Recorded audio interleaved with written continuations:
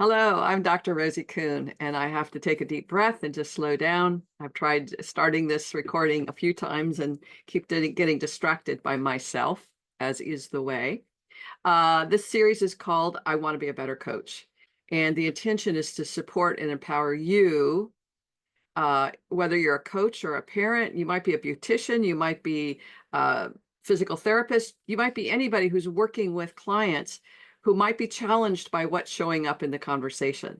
So here's some questions that people send to me and or I put together from some of the trainees that I work with. And this might help you and support you in seeing things differently and maybe growing your capacity to be more effective as a coach. So let's get started. Emily writes, and I change people's names, so these are not the people that their names are changed, basically.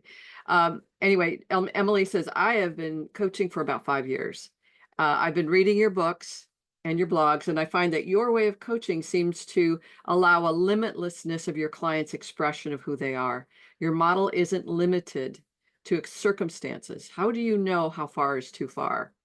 It's a great question. Thank you for that, Emily. I appreciate that you're reading my books and blogs and that you're integrating this process for yourself. That's my greatest joy, is being able to support you in integrating some of these thinking and expanding to your limitlessness. And I think that's the bottom line of the answer to this is how my client can go so far in their knowing and their experiences and their training. In a sense, they've been imprinted to know how to be themselves the way they are. And me as a coach, I see them in their limitlessness. I know they have a knowing beyond what they think they know. And in that place that I'm holding, it's a principle that says my clients know what's best for them. They know themselves better than anybody. And if I try to do something other than just listen to and for their limitlessness, I'm going to get in their way. So one of my principles, as I just said, is that I know that my clients know without a shadow of a doubt how to be the best them. They also know how to get in their own way. So I am listening for that limitlessness, and I'm also listening for where they limit themselves. And so what I say is my job is to let them know that I know that they know what's true for them and that they can empower themselves to be the fullest expression of their essential nature. So that's a really huge principle for me, is that I know my clients know and I trust them. So if I attempted to teach them, then I have to ask myself, is that teaching because I don't trust that they know? Or is my teaching coming from someplace else? So teaching is one thing that we do as coaches. We like to teach or advise or counsel. We'd like to give our 2 cents or 5 cents or $200 worth of information. And what we are actually doing as coaching is listening for where we can empower our clients to grow and expand into their limitlessness. As I mentioned in the previous video, we have this comfort zone, and our clients are in that comfort zone, and we're in our own comfort zone. So my capacity to move beyond my comfort zone, go past those limiting thoughts and beliefs and what scares me, to go into this greater capacity, that's going to be what grows my clients. So my willingness to grow and expand and is what allows me to know how far out is too far out. So another way of thinking about this is I'm going to be coaching to the gradient of my client. I can only coach them to the degree that they can move forward, in a sense, or progress, or be present to their ability to be accountable and take actions for their own self. I'm empowering my clients to empower themselves towards the accountability to grow themselves to whatever degree they want to. I can only coach them, in a sense, to the degree that they are capable or willing to grow. And so there's that balance between my desire to see them in their full potentiality, to see them and know them in their fullest potentiality, and for them to know and experience themselves in that limitlessness, the full potentiality of their being. So that's where I'm coaching people. I'm listening to, here's what they're wanting, here's what they're wanting within their circumstances, here's what they're wanting at their heart's desire, here's what they're wanting to avoid and ignore.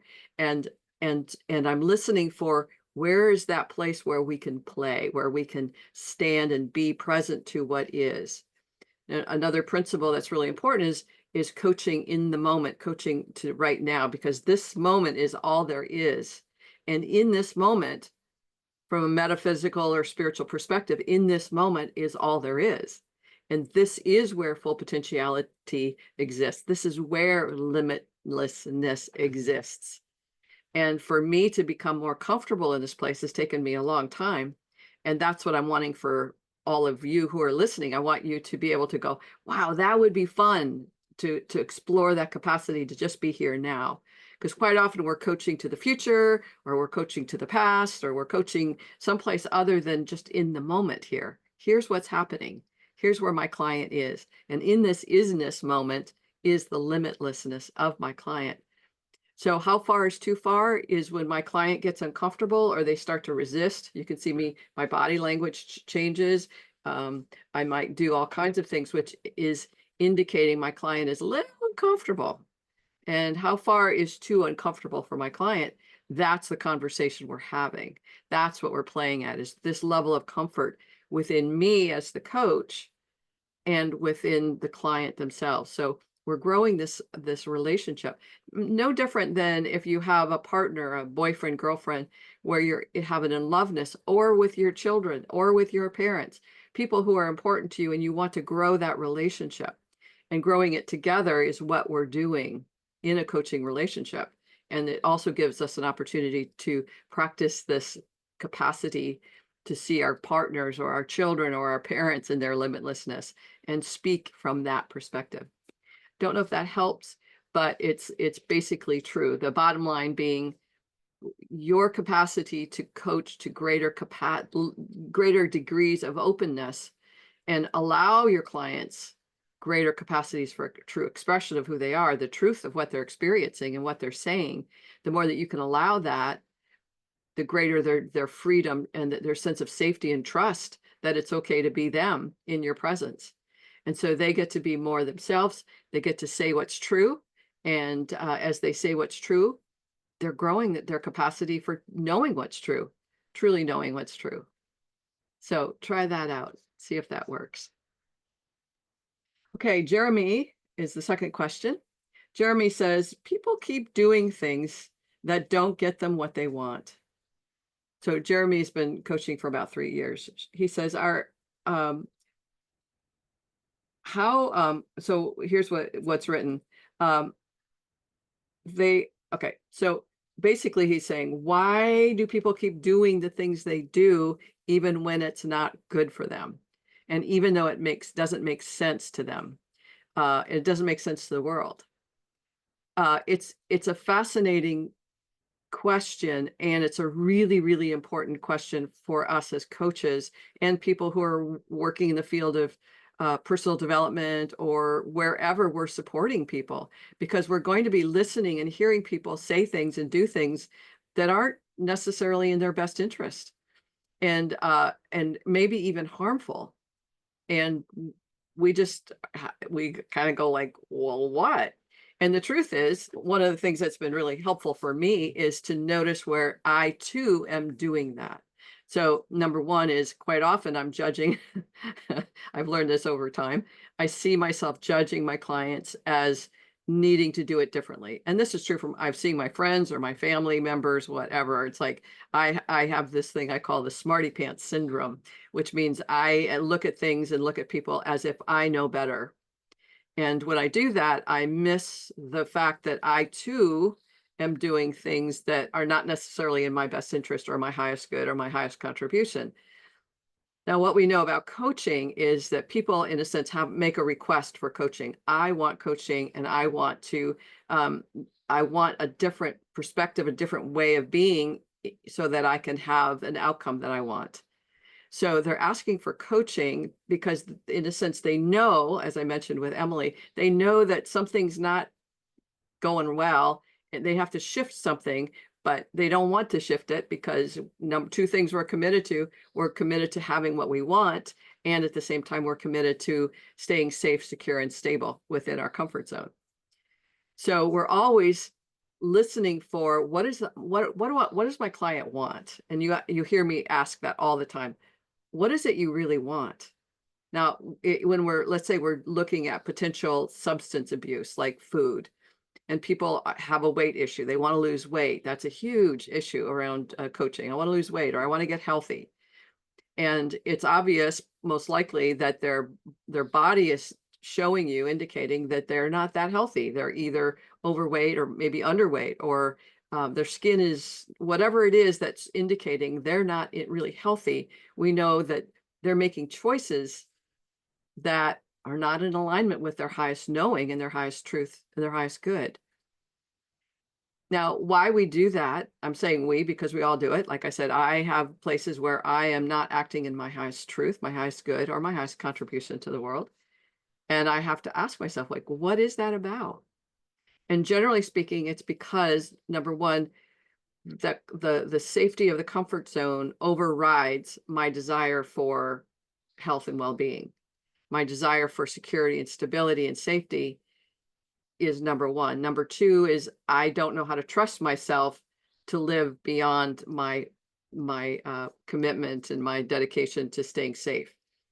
And so as a coach, I'm growing my client. My intention is to empower my clients to grow their capacity for self-trust, that they can trust themselves, that they can move in any direction. They can grow their comfort zone and still be safe. But the commitment to staying safe is number one for so many of us. We live in a fear-based consensus view of reality. We're constantly bombarded with that we're not enough, we don't have enough. And it's very difficult as coaches to override that perspective, that imprint that's constant. Even for us as coaches, we're constantly bombarded with you're not enough, you've got to do more, you've got to market yourself better, different, all that stuff. So we're always bombarded by the not enoughness. And so we don't feel safe and that we can trust ourselves to make decisions that are going to grow us into our limitlessness, like Emily's question.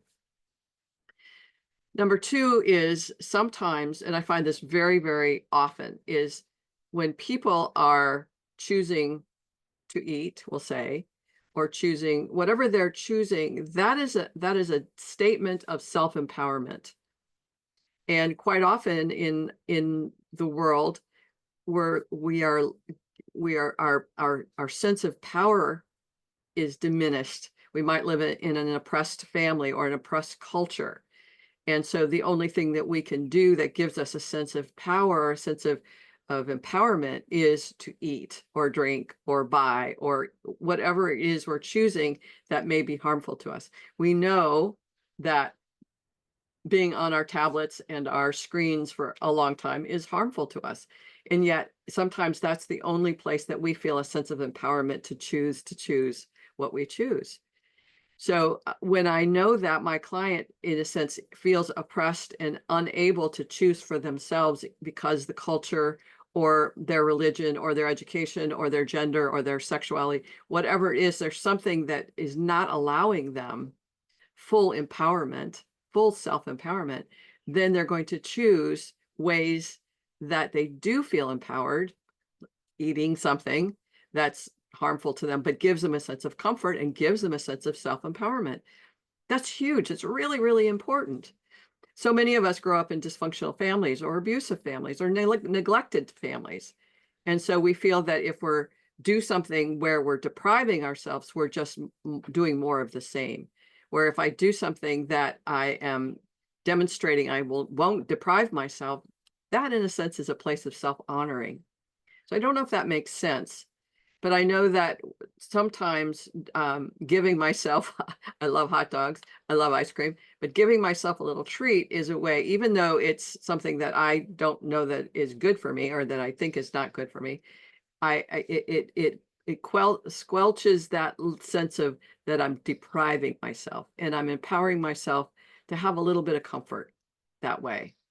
And so as a life coach, this is huge because we're coaching, and I think the recovery issue, whether it's substances or our emotional states, whatever they are, we're coaching to support recovery, reclaiming of our whole self, our limitless self. We're recovering that.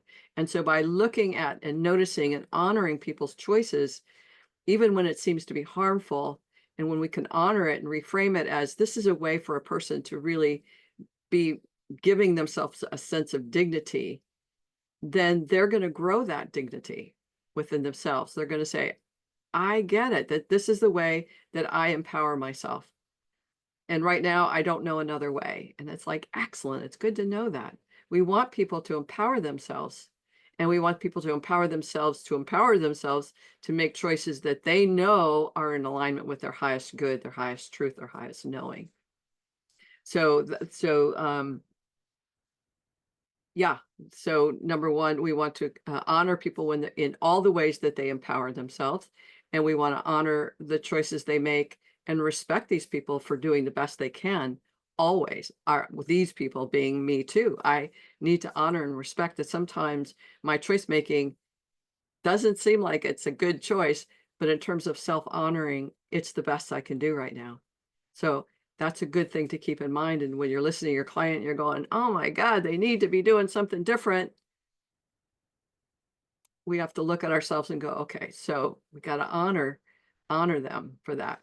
One of the things I learned very long time ago when I was training to be a marriage and family therapist, there was a particular technique, and I don't remember the fellow who came up with this, but it's been something that's been really important to me my whole career. And the bottom line is it makes sense. The term "it makes sense" is what our job is with our clients. So our clients are telling us something or how they're doing something or what they chose. And when we can see that it makes sense from our client's perspective, that's an honoring and a respecting of our client's choices given their circumstances. So, so a person's telling me they did this and they made this choice and they made that choice, or they became an alcoholic at a very early age. If we look at the whole dynamics, given the circumstances and the situation, their choices make sense.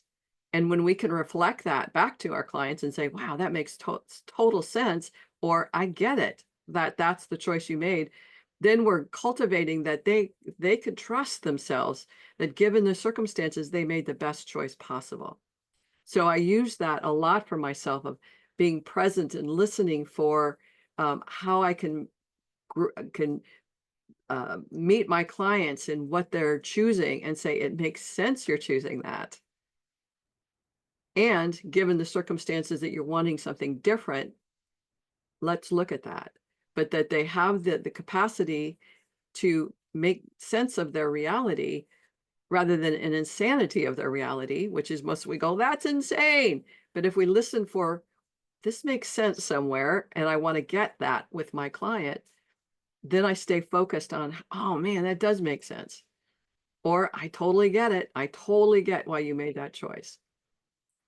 And that's really helpful for me to, again, empower my clients to empower themselves, that they're sane and they have the capacity to grow. And that was the whole bottom line for this theory of the sense of making sense, is we grow our clients' capacity to say, hey, if I can do this, then I can do something else. I can grow myself. I can make decisions and choices that are in my best interest. I can do this. I came this far in survival and settling and staying safe, and now I want to grow myself into a capacity of thriving, and I can do that. And so when we as coaches can believe and listen from that place of, this makes sense, I get it, then they're getting it, and they go, okay, if that makes sense, then I can do more. I can grow myself into the limitlessness of myself. So that's what I have to say about that. If you guys have comments about what I'm saying, if it works for you or doesn't work for you, I'd love you to leave comments below. If this conversation is valuable, please give me a thumbs up or subscribe, because I'll be doing these every week. But I'd love to hear what you have to say in response to what I'm sharing. A lot of information I'm giving you, but this is just who I am and what I'm about. So here we go. Here's the third question. Patricia says, I'm a nice person. People like to talk to me. They say they tell me things they don't tell anyone else. They tell me I should be a coach. I'm thinking about being a coach, but I don't know. What does it take to be a coach? Is being nice enough?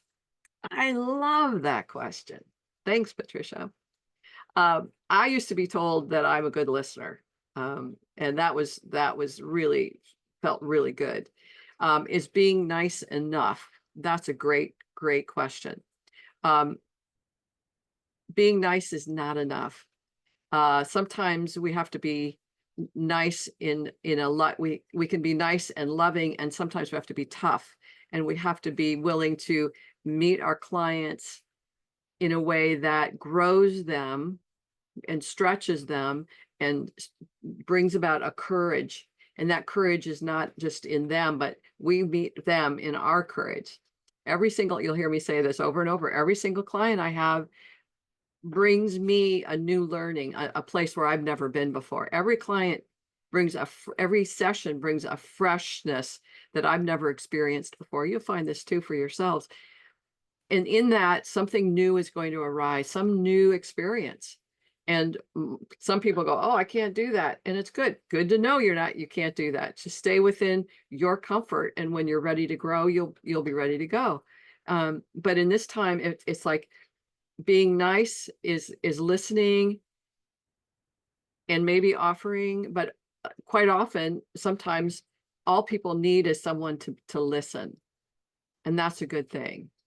Being a coach ramps up and elevates what we're doing as a coach, as this person, as a thinking partner, to a different level, because it requires that we hold our client in that knowing that I talked about. They have a knowing, and they have a want and a desire and a commitment to grow into whatever it is that's going to give them the circumstances or the results or the outcome that they want.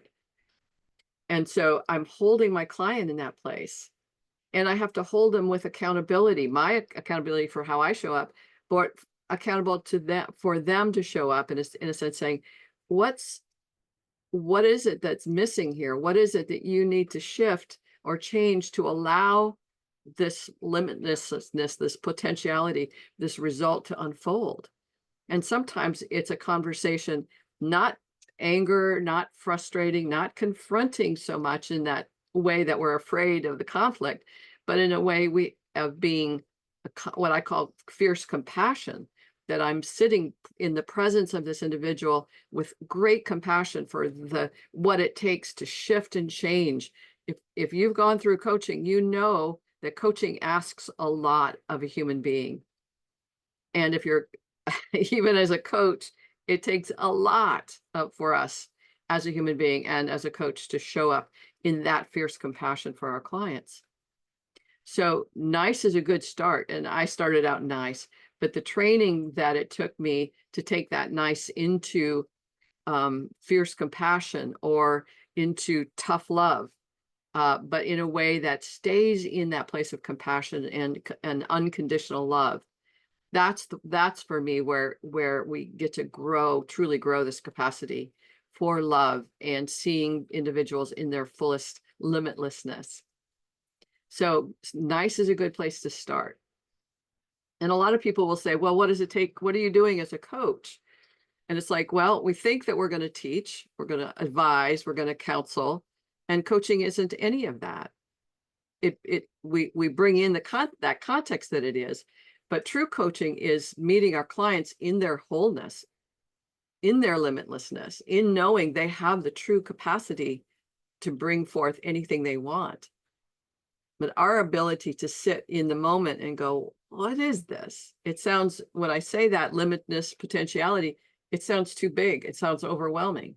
But when I sit with my client and they go, I don't know what I want right now, but I know it's right here. I want this experience. I want to know myself in this way. then we're starting to work with the circumstances to draw out more conversation. I don't know if that makes sense, but it's good to start out with nice. It's good to start out with compassion and caring and empathy. And then the ability for us to sit in the questions. When I first learned about coaching, it's all about inquiry. The more that you can be an inquiry, and that inquiry that draws our clients into their knowing and their truth, that's the inquiry we want to develop. I have 4 questions that I use to help me get there. Number 1 is, what do you want? And I ask the client that every session. What is it you want? And that want is not just, I want a red Tesla. You hear me use that as an example. I just don't, it's not just the red Tesla. I go, what is it, the experience that you'll have when you have that red Tesla? And that experience is the fulfillment of our human spirit. You know, the experience of beauty, perhaps, or connection, or taking care of the planet, all of these things that are much larger than a car, but are part of the conversation when we ask, what will you have when you have that red Tesla? What's going to show up? Not just, oh, I'm going to drive this really beautiful car, but what's the fuller experience? In a sense, there's an inspiration that comes from the heart. And we want to address that inspiration from the heart, not just, oh, I have a want and a desire and let's get that met, but there's something bigger and greater, and there's something in the way. So question 1 is, what do you want? Number 2 is, what's in the way? What's not allowing that red Tesla to show up? What obstacles are there? Question number 3 is, what needs to shift so those obstacles disappear, that they go away? When those obstacles go away, the red Tesla, in a sense, will show up. And so the what needs to shift is where you can ask these questions and people will tell you the answers. Here's what needs to shift. I need to see how my attitude is so negative, or I keep telling myself I can't have what I want, or I don't think I'm worth a red Tesla. Then we go, wow, that's really interesting. Those are that's what's going to in the way. What needs to shift? I need to stop seeing myself as unworthy. I need to stop being negative about who I am. I need to stop telling myself I'm undeserving. And then the 4th question is, well, what will you practice to make those shifts? And they'll say, I need to practice watching and noticing where I'm in negativity. I need to stop myself when I'm saying something derogatory, or no, you can't have that, or whatever. I need to notice those things and begin to stop myself. Excellent. I say excellent a lot. So being an effective coach allows me to ask those 4 questions and stay clear with the truth, but not as a transactional thing, but as a conversation. And a coach's ability to be in conversation, that's what really influences people's sense of trust and knowingness and safety, that it's okay to make the changes that they're making as clients. Because I'm not going to judge them. I'm just in this place of, what do you want? What works for you? And then when they come in and they go, well, I didn't do that, and I didn't practice this, and I got caught in such and such. It's just a conversation. It's like, wow, that's good. You noticed that. What got in your way? But I'm working from that heart level. And I'm not afraid, because I know myself that I'm not a confrontative person, but I can be engaged in conversations that ask those tougher questions, what feels like a tougher question for somebody else, like saying, I get that you didn't do your homework or your practice areas. What got in the way? I used to, and I may have mentioned this earlier, but when I first coached for the first, say, a couple of years, my clients would come in and say, well, I didn't do my homework. And then after 2 or 3 times of saying that, they'd say, well, I'm not doing my homework, so I guess I'm not ready for coaching. And they'd go. Well, now I know enough to say, wait a second, you're not doing your homework, but what's that about for you? What's showing up? What's that other commitment? What's the conflicting commitment that has you say you want this, but actually do something else? So my willingness to ask those questions is what makes me a more effective coach. And that's what I want for you. I think nice is good, and that you're a good listener says a lot. And whether coaching is the particular avenue that's yours, I don't know.